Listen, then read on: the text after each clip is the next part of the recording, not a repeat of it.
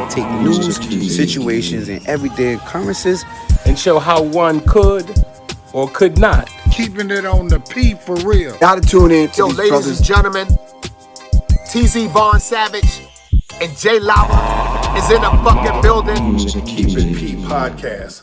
B1 to you players. Y'all tune in to their podcast here. B1 to the family. This is Kendra Blackwood with Hold the Mayo, the segment where I bust down and expose the lies in these here articles. But before I get started, please subscribe to my YouTube channel, the Hot Lava Music TV YouTube channel, Vaughn Savage Media YouTube channel, and all the channels on the network. Also shout out to CJ Link, First Time, Don P, Tia, Nightfall, BB, Chris, Mike, Steele, My Beats, Antonio, and K Mohammed.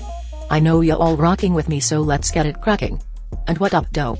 And with that being said, 1955 warrant in Emmett Till case found, family seeks arrest. Well, here we go with this symbolic bullshit again. Never mind the fact that ya all let her live her whole life and now trying to find an old warrant. In my opinion, you can keep that crap. Anyway, a team searching a Mississippi courthouse basement for evidence about the lynching of black teenager Emmett Till has found the unserved warrant charging a white woman in his 1955 kidnapping, and relatives of the victim want authorities to finally arrest her nearly 70 years later. A warrant for the arrest of Caroline Bryant Donham, identified as Mrs. Roy Bryant on the document, was discovered last week by searchers inside a file folder that had been placed in a box, Leffler County Circuit Clerk Elma Stockstill told the Associated Press on Wednesday. Man, please. Give me a freaking break. You're not going to sit up here and tell me a warrant miraculously was found through the rubble decades later. What kind of damn food do you take me as? This article is really insulting my intelligence right now. Anyway, it goes on to say, documents are kept inside boxes by decade, he said, but there was nothing else to indicate where the warrant, dated August 29, 1955, might have been. I'm sorry ya all. But yeah, fucking right. I don't believe you need more people. This is the most utter BS that has ever been derived in the history of fake-ass stories. I mean, come on, man. Anyway, this fair tale goes on to say, they narrowed it down between the 50s and 60s and got lucky, said Stockstill, who certified the warrant as genuine. The search group included members of the Emmett Till Legacy Foundation and two Till relatives, cousin Deborah Watts, head of the foundation, and her daughter, Terry Watts.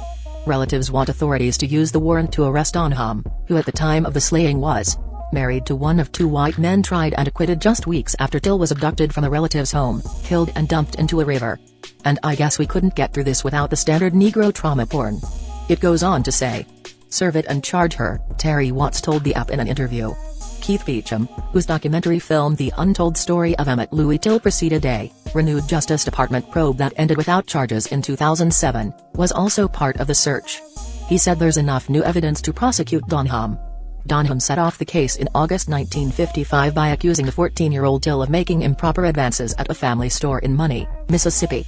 A cousin of Till who was there has said Till whistled at the woman, an act that flew in the face of Mississippi's racist social codes of the era. By the way, that wasn't no damn error, cuz it's still going on. It continues. Evidence indicates a woman, possibly Donham, identified Till to the men who later killed him. The arrest warrant against Donham was publicized at the time, but the Leffler County Sheriff told reporters he did not want to bother the woman since she had two young children to care for. Now in her 80s and most recently living in North Carolina, Donham has not commented publicly on calls for her prosecution.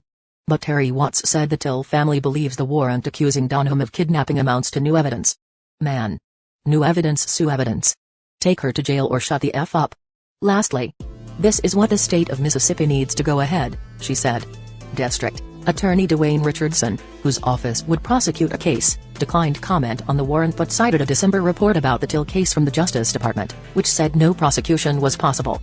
Contacted by the app on Wednesday, Leffler County Sheriff Ricky Banks said, "This is the first time I've known about a warrant." Banks, who was 7 years old when Till was killed, said, "Nothing was said about a warrant when a former district attorney investigated the case 5 or 6 years ago.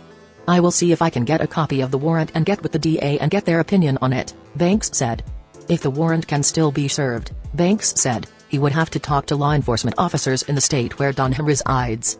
Arrest warrants can go stale due to the passage of time and changing circumstances, and one from 1955 almost certainly wouldn't pass muster before a court, even if a sheriff agreed to serve it, said Ronald J. Reichluck, a law professor at the University of Mississippi.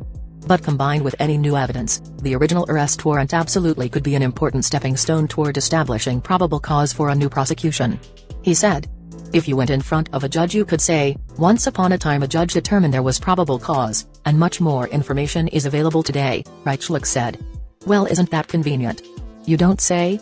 Anyway, Till, who was from Chicago, was visiting relatives in Mississippi when he entered the store where Donham, then 21, was working on August 24, 1955. A Till relative who was there, Wheeler Parker, told App that Till whistled at the woman.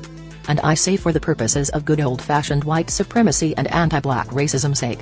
Horrifically white terrorists 2 nights later, Donham's then-husband, Roy Bryant, and his half-brother, J.W. Millam, showed up armed at the rural Leffler County home of Till's great-uncle, Mose Wright, looking for the youth. Till's brutalized body, weighted down by a fan, was pulled from the river days later in another county. His mother's decision to open the casket so mourners in Chicago could see what had happened helped galvanize the building civil rights movement of the time. Bryant and Millam were acquitted of murder but later admitted the killing in a magazine interview. While both men were named in the same warrant that accused Donham of kidnapping, authorities did not pursue the case following their acquittal. Wright testified during the murder trial that a person with a voice lighter than a man's identified Till from inside a pickup truck and the abductors took him away. Other evidence in FBI files indicates that earlier that same night, Donham told her husband at least 2 other black men were not the right person. In other words, "I'm white and I say so. AKA any Negro will do. And for that I think she should get the chair. But what do I know, I just work at Keep It P podcast. Anyway, go sign the petition at noantiblackracism.com. That's noantiblackracism.com. Also, don't forget to join us on Patreon. Go grab a shirt, I got 4 words for you. Love. Peace. Blessings.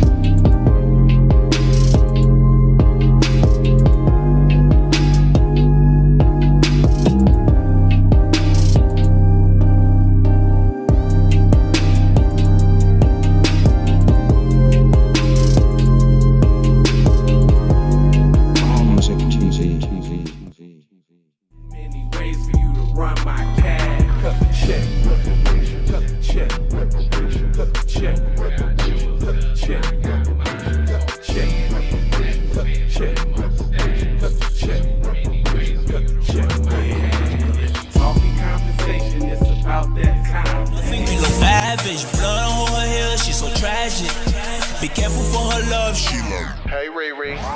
Hey Rihanna, hey girl, how you doing? I'm into you like Trump's in the pudding. I know that might sound a little confused. Call me when you need a friend.